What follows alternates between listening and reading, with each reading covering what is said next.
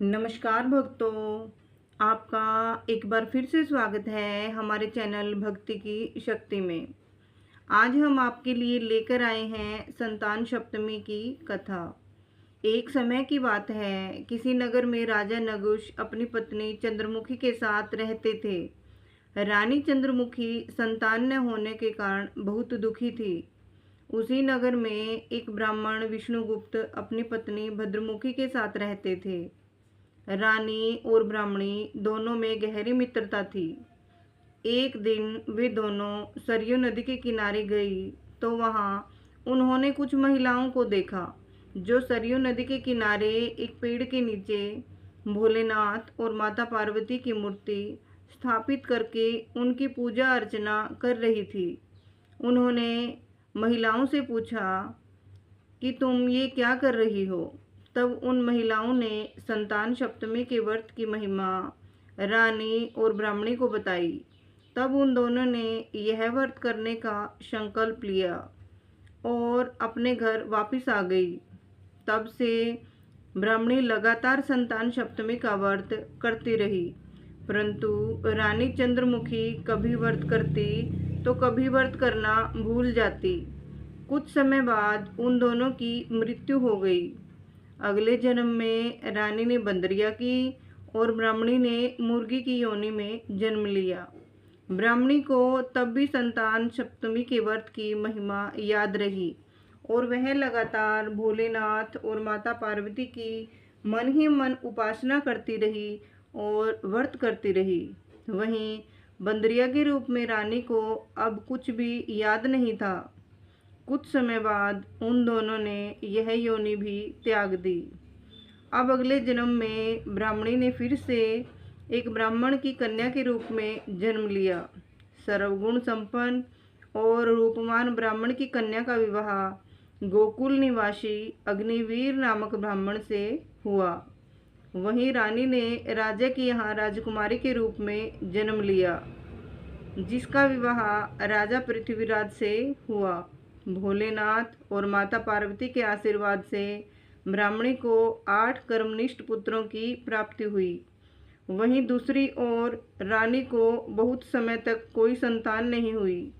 ब्राह्मणी को अपने इस जीवन में भी संतान सप्तमी का व्रत याद था और वह लगातार यह व्रत करती रही, परंतु बहुत समय बाद रानी को एक रोगग्रस्त पुत्र प्राप्त हुआ, परंतु अपनी 9 वर्ष की आयु में वह भी परलोक सिधार गया। अब रानी पुत्र के वियोग में तड़पने लगी। यह समाचार प्राप्त होने पर ब्राह्मणी अपने 8 पुत्रों के साथ रानी से मिलने महल आई। वहाँ ब्राह्मणी के 8 पुत्रों को देखकर रानी को बहुत ईर्ष्या हुई। उसने उनको मारने की योजना बनाई। एक दिन रानी ने ब्राह्मणी के 8 लड़कों को भोजन पर बुलाया और विष मिला हुआ भोजन उन्हें खिला दिया, परंतु भोलेनाथ की कृपा से और संतान सप्तमी के व्रत के प्रभाव से ब्राह्मणी के 8 पुत्रों को कुछ भी नहीं हुआ।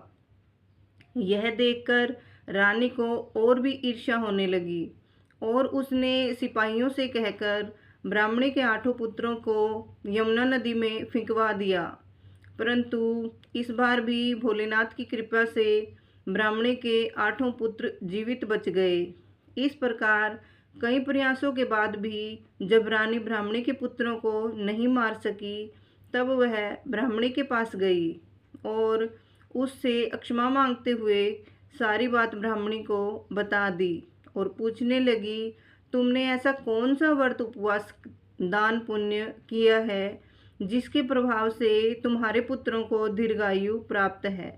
यह सुनकर ब्राह्मणी ने रानी को संतान सप्तमी के व्रत की महिमा बता दी और साथ ही साथ अपने पूर्व जन्मों की कहानी भी बताई और कहने लगी कि तुम्हारे संतान सप्तमी के व्रत का संकल्प लेने और व्रत न करने से तुम्हें संतान प्राप्ति नहीं हुई है, इसलिए अब तुम भोलेनाथ और माता पार्वती से प्रार्थना करो और संतान सप्तमी के व्रत का नियम से पालन करो। भोलेनाथ की कृपा से तुम्हारा यह दुख दूर हो जाएगा। ब्राह्मणी की यह बात सुनकर रानी ने ऐसा ही किया। व्रत के प्रभाव से और भोलेनाथ और माता पार्वती के आशीर्वाद से रानी को संतान सुख प्राप्त हुआ। उन्हें एक पुत्र रत्न की प्राप्ति हुई और रानी ने सभी सुखों को प्राप्त किया। हे भोलेनाथ, माता पार्वती, इस कथा को कहते सुनते हुंकारा भरते सब पर कृपा करना। कहानी अधूरी हो तो पूरी करना, पूरी हो तो मान करना। जय भोलेनाथ, जय माता पार्वती।